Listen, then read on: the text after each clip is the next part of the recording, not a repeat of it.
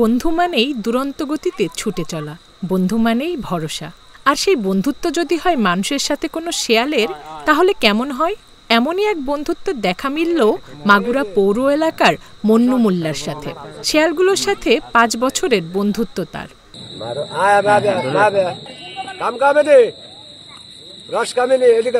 জেলা পুলিশ লাইনের সাজিয়াড়া এলাকার চায়ের দোকানি মন্নু মোল্লা। সন্ধ্যা হলেই তার চায়ের দোকানে জড়ো হয়ে থাকে শেয়ালগুলো। তিনি শখ করে শেয়ালগুলির নাম রেখেছেন কামকামিনী, রসকামিনী, প্রেম ও মায়াবী। এই নামে ডাক দিলেই তার কাছে চলে আসে শেয়ালগুলো। মন্নু মোল্লা আদর করে তাদেরকে পাউরুটি, কেক ও বিস্কুট খাওয়ান। এজন্য তাদের সাথে আত্মার সম্পর্ক। শুধু সন্ধে নয়, সকাল হলেও শেয়ালগুলো তার দোকানের সামনে এসে বসে থাকে। তাকে না পেলে তারা চলে যায় মন্নু মোল্লার বাড়িতে। বনের পশু আমার কথা শোনে, কিন্তু আমার সন্তানই আমার কথা শোনে না। আমার ভাই আমার কথা শোনে না। ভাই ওই ভাইকে চেনে না, ভাইকে মারে, চাচায় ভাতিজায় মারতেছে, স্বামী স্ত্রীকে মারতেছে, স্ত্রী স্বামীকে মারতেছে। কিন্তু বনের পশু হেমনিসিস এরা আমার ছাড়া কিছু চেনে না। এবং আমি যদি আসতে দোকানে দেরি হবে, আমার বাসার পর চলে যাবে এরা।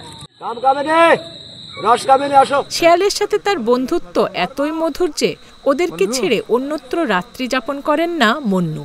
কোথাও গেলে কে খাওয়াবে তাদেরকে, এই ভেবে কোথাও যান না তিনি। হিংস্র প্রাণীর প্রতি তার এ ভালোবাসা গ্রামের মানুষের মুখে মুখে। মন্নু ভাইয়ের এই বিষয়টা আসলে আমাদের কাছে অনেক সুন্দর দেখা যায়। মন্নু ভাই অনেক সুন্দর খেয়ালগুলো খাইতে দেয়, এগুলো দেখতে আসলে খুব সুন্দর। বেশ কয়েক বছরের এখানে আসা যাওয়া করে শেয়ালগুলো, বা এই মন্নু এখানে খাবার দেয়। আমরাও আনুষঙ্গিক যারা আসি এরাও মাঝে মধ্যে দেই খাবার, ওরা খায়। শুধু মন্নু মোল্লাই না, গ্রামের সবাই ভালোবাসেন এ শেয়ালগুলোকে। কেউ দেখলে আঘাত করে না তাদের, ভালোবেসে কাছে টেনে নেয় সবাই। আমি এসে 3.5 বছর তার আগের থেকে শেয়াল চলে গিয়ে শেয়ালগুলো কষতেছে এবং তার বাড়ি চলে যায়, দোকানের ভিতরে খায়। খুব ভালো লাগে আমাদের কাছে।